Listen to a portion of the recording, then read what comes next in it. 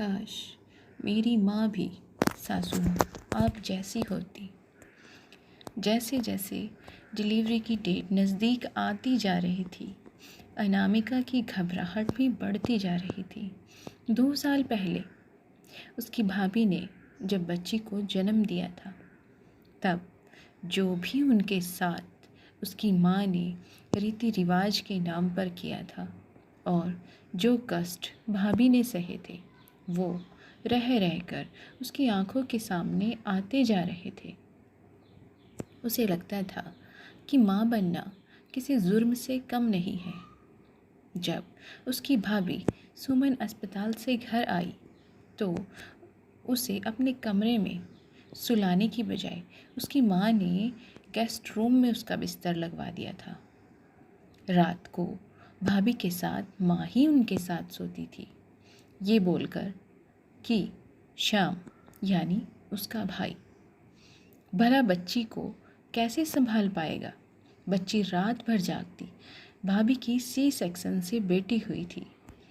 उन्हें बार बार उठकर बैठने में परेशानी होती, लेकिन माँ ये बात कहकर कि दिन भर तो वो काम में जुटी रहती है, तो अब रात में कैसे जागे, आराम से सोती रहती।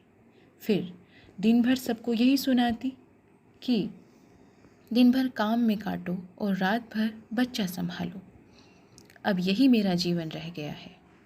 भाभी बेचारी जैसे तैसे बच्ची को संभालती तो जाने कितनी बातें उन्हें ही सुना देती।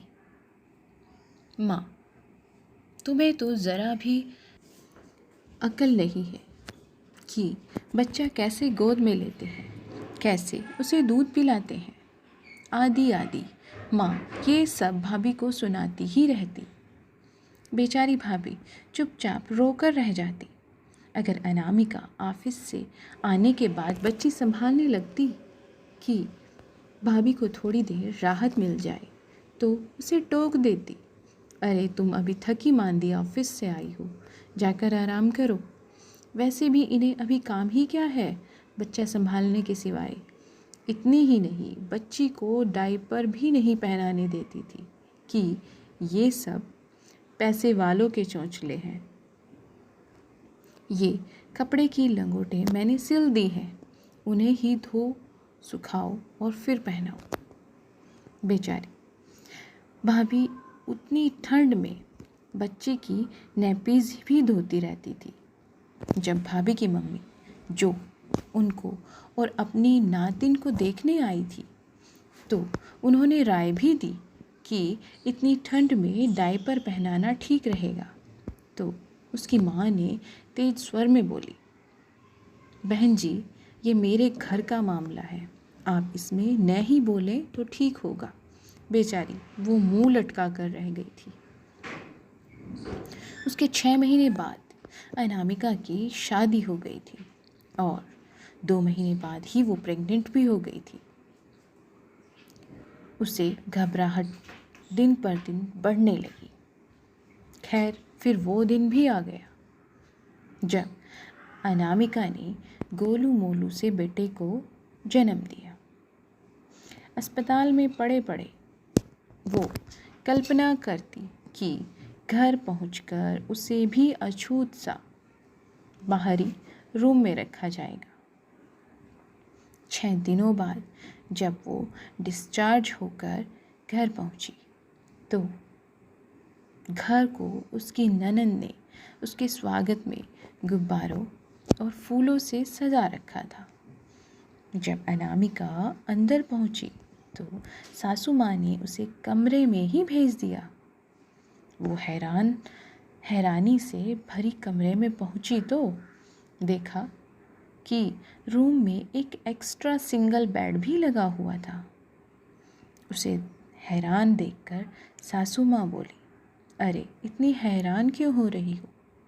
तुम दोनों पति पत्नी अभी नए नए मम्मी पापा बने हो, कैसे संभाल पाओगी छुटकू को? मैं भी यही सोऊंगी ताकि रात में कोई ज़रूरत हो तो मैं हेल्प कर सकूं। तुम्हें अभी वैसे भी कुछ दिनों तक आराम की सख्त ज़रूरत है। अरे, प्रसव पीड़ा में पूरा शरीर हिल जाता है, कमज़ोर पड़ जाता है। तो इन शुरुआती दिनों में तुम्हारी देखभाल भी जितनी अच्छी होगी, उतना ही तुम आगे स्वस्थ रह पाओगी। ये सासू माँ बोल ही रही थी कि अनामिका सासू माँ के गले लगकर जाकर रो पड़ी। अनामिका चूँकि अपनी भतीजी को थोड़ा बहुत संभाल चुकी थी, अतः बेटे को गोद में भी ले लेती थी।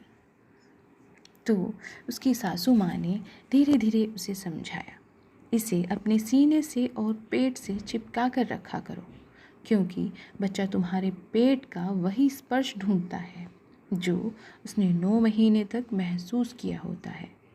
शुरुआत में जब अनामिका ब्रेस्ट फीड नहीं करा पा रही थी, तब सासू माँ ने प्यार से उसे सिखा दिया कि वो बच्चे को गोद में कैसे पकड़े और कैसे फिर उसे फीड कराए।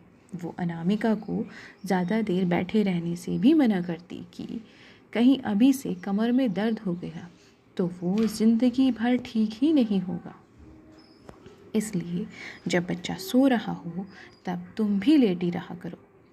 उसके कमरे में सभी को आने की इजाज़त थी, बस बाहरी चप्पल और जूते वो बाहर ही उतरवा देती थी और आने वाले के हाथों को धुलवा देती थी ताकि बच्चे को कोई इन्फेक्शन ना हो पाए। घर में काम वाली बाई तो पहले से ही लगा रखी थी। एक और मेड को सासू माँ ने लगा लिया था जो किचन में उनकी हेल्प करती। बच्चे की मालिश दोनों टाइम वे खुद ही किया करती और अनामिका को भी सिखाती जाती कि मालिश कैसे की जाती है, और बच्चे को संभालना भी साथ साथ उसकी सासू माँ उसे सिखाती रही। जब अनामिका की माँ उसे और अपने नाती को देखने आई तो उन्होंने उसकी सासू माँ के इन सब कामों पर बहुत नाक भौं सिकोड़ी।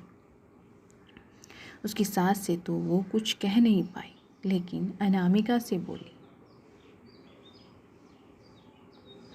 तुम्हारी सास को इतना भी नहीं पता कि 40 दिनों तक जच्चा बच्चा के पास किसी को आने की इजाज़त नहीं होती। उसके पास किसी को आने ही दिया नहीं जाता और ऐसे अपने बेड पर नहीं सुलाया जाता, अलग से चारपाई दी जाती है। ऐसी भी क्या मॉडर्न होना। अनामिका बोली, माँ, काश तुम भी मेरी सासू माँ के जैसी होती तो जो कष्ट भाभी ने झेला वो ना झेलती और न ही मेरे मन में डिलीवरी और शुरू के 40 दिनों के बारे में डर बैठता। माँ, सब नियम कायदे बस इसलिए बनाए होंगे कि नवजात शिशु बहुत सेंसिटिव होता है और उसकी माँ का शरीर भी बहुत कमज़ोर होता है, जिस कारण दोनों को इन्फेक्शन होने का डर रहता है। बस एक नई माँ को वो भावनात्मक रूप से घर वालों का सहयोग चाहिए होता है। मुझे देखिए, इस राहत भरे माहौल में मैं कितनी जल्दी खुद को स्वस्थ महसूस करने लगी हूँ। और हाँ, मेरी सासू माँ मुझे ताने देने की बजाय अपना साथ और सीख देती है, जिसकी हर नई माँ को बहुत ज़रूरत होती है। अनामिका की बात सुनकर उसकी माँ का सर झुक गया। फिर बोली, कौन कहता है कि माँ ही बेटी को सिखा सकती है? बेटी, आज तो तुमने मुझे शिक्षा देकर मेरी आँखों पर से छुआछूत का पर्दा हटा दिया। आगे से मैं भी ध्यान रखूँगी। सखियों, माना कि पहले काफ़ी सख्त नियम कायदे हुआ करते थे, लेकिन जैसे जैसे शिक्षा का प्रसार हो रहा है, लोग अब जागरूक हो रहे हैं। लेकिन काफ़ी घरों में आज भी वही पुराने रीति रिवाज अपनाए जाते हैं, जिसकी वजह से पहली बार बनी माँ को काफ़ी परेशानियाँ उठानी पड़ती हैं। जबकि 40 दिन तक कुछ न छूने देने के पीछे बस मंशा यही होती है कि माँ को पूर्ण रूप से आराम मिल सके। आप मेरी बात से कितनी सहमत हैं कमेंट करके ज़रूर बताएं। और अगर आप हमारे चैनल पर नए हैं तो प्लीज़ चैनल को सब्सक्राइब करें। और कहानी सुनने के लिए आपका बहुत बहुत धन्यवाद। मिलते हैं ऐसी ही नई कहानियों के साथ, नए थॉट्स के साथ, नए विचारों के साथ।